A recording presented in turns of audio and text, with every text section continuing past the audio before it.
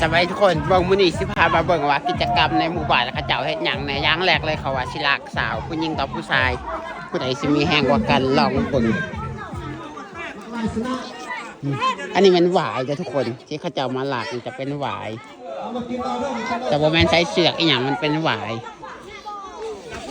โอ้โคตรหนักเลยคือหวายเด้ออันนี้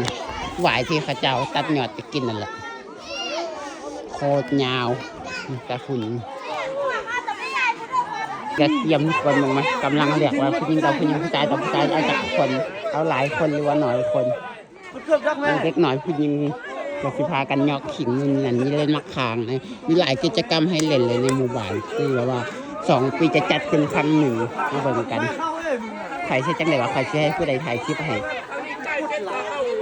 เอาเบิ่งเป็นกีฬาก็แกทุกคนนะผู้หญิงต่อผู้หญิงผู้ชายต่อผู้ชายแบบอันนี้หวายแต่บ่มีขาดแน่นอนถ้าเป็นใจเชือกนี่มีหวังขาดแน่นอนแต่ว่าอันนี้มันเป็นหวายบ่ขาดแน่นอน10 คนผู้ชาย10ผู้หญิง12แล้วกันนะเบิ่งผู้ใดสิชนะ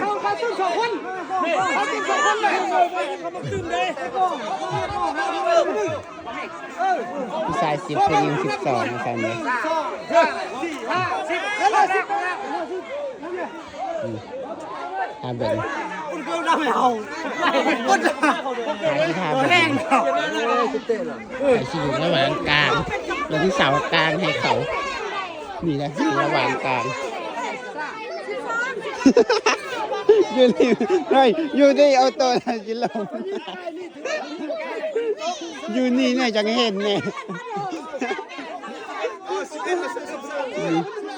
เขาบอกว่าผู้ชาย11 คนต่อผู้หญิง13 คนครับเบิ่งว่าผู้ใดชนะผู้หญิงหวานนี่ก็บ่แม่นธรรมดาเลยแต่ละคนแฮงโคตรหลายเลยแหละ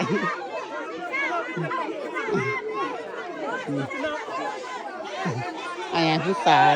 ทั้งนี้ทีมผู้ชายทั้งนี้ทีมผู้หญิงจักเสียงอีหยังบ่ฮู้แหละซ้อมอะไร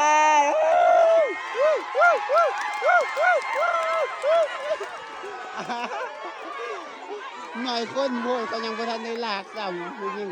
รอบหนึ่งผู้ชายไปก่อนหลังจากนั้นเขาเว้าอีหยังกันบ่รู้เรื่องผู้ใดอยากเว้าอีหยังเว้าจัง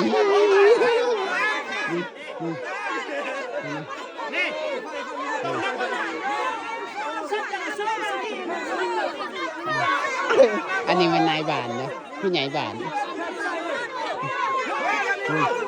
เขาเว้าอีหยังกันบ่รู้เรื่องเอาไว้ผู้หญิงมันแต่เด็กครัวมันเด็กหน่อยนี่ทุกคนผู้ใดผู้น้อยหน่อยว่าไงผู้เดียวผู้น้อยหน่อยผู้ชายมีแต่ผู้ใหญ่สูงกันเลยว่าบ่แพ้ผู้ชายแน่นอนแต่ว่ารับ2เก็บเบิ่งถ้าบังรับ2เบิ่ง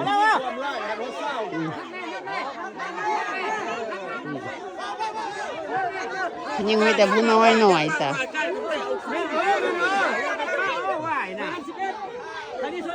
เบิ่ง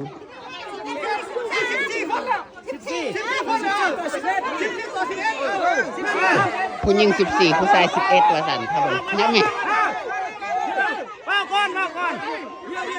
นี่คันแดนระหว่างกลางผู้หญิง14 คนกับผู้ชาย11เลย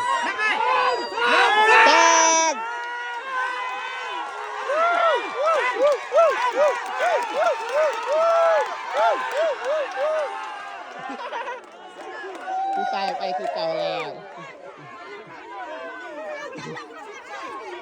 ยังบ่ยอมทุกคนจะเอาอีกรอบที่3ผู้หญิง15แบบนี้แหละต่อผู้ชาย11ว่าซั่นผู้หญิงมีแต่ผู้น้อยเด้เขาๆนะคะผู้ใหญ่แท้ๆผู้ชายบ่แพ้แน่นอน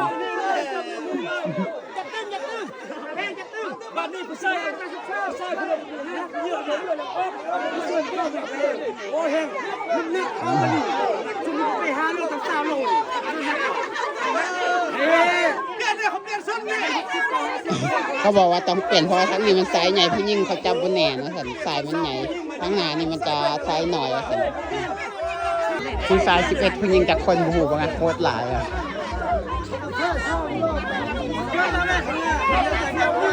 ไอเลยทุกคนเขาบอกว่าผู้ชาย15ต่อผู้หญิง20 คนผู้หญิง20ผู้ชาย15ผู้ชายมีแต่ผู้เยอะเล็กผู้หญิงตัวมันแต่ผู้น้อย ใหญ่เริ่มเข่าเลยวันนี้ผู้หญิงผู้ใหญ่เริ่มเข่าแล้วผู้หญิง20 คนแล้วผู้ชายสิบหาเบิ่งทุกคนผู้ใดที่ชนะพาเบิ่งลุ่นอยู่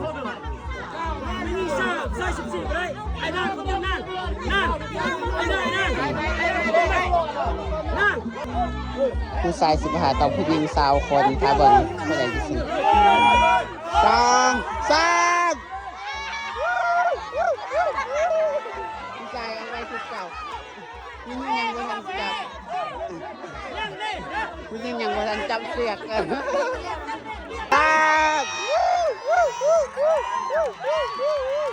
รับเนี่ยผู้หญิงออกไปผู้ชายยังไม่ดึงผู้หญิงดึงก่อนแล้วก็เลยเอาไปก่อนก็เหมือนทุกคนเนื่องจากว่าอันนี้เขาเอาเหมือนแต่พอว่าเมื่อกี้หันมันผู้ชายยังไม่ทันเลยดึงผู้หญิงดึงก่อนแล้วก็เลยว่าโมแพ้ผู้หญิงดึงก่อนก็เลยได้เปรียบ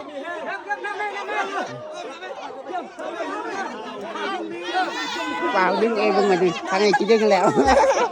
ทางนี้ไงเจ้าทางไหนดึงแล้ว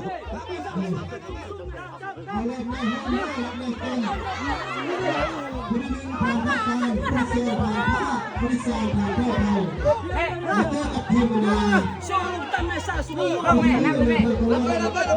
ยังไม่ดึงจุดนี้ดึงหรอถ้าผม3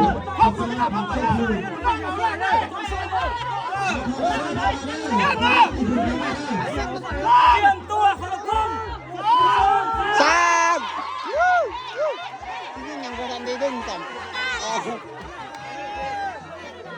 ก็เวดึงยังไม่ดึงแหละนี่เขาบอกว่าให้เขาหมดเลยผู้หญิงมีเท่าไหร่เขาหมดผู้ชายมีเท่าไหร่เขาหมดว่าสันผู้ชายกับผู้หญิงอันหลายคักเลยผู้ชายน้อยแต่ว่ากระทาเบิ่งกันผู้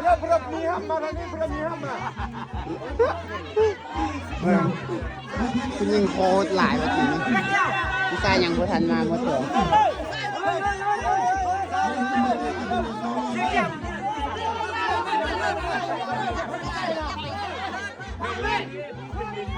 โอ้พวกไอ้ทุกคนเลยผู้หญิงอยู่เต็มเลยมันผู้ชายยังบ่มาเถอะโอ้ยเฮ้ยดิ้งหน่อยดึงสาวครับขับหัวว้าวอันนี้ผู้ชายอันนี้ผู้หญิงผู้หญิงผู้ว้าว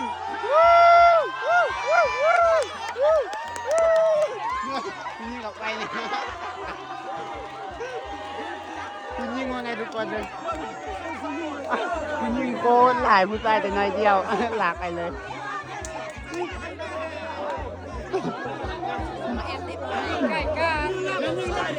มีผู้ชายทางอันผู้หญิงโคตรหลายผู้ชายแต่น้อยเดียวอย่าได้ทุกคนสำหรับคลิปนี้ขอจบสำเนียงเวลาเข้าไปบาย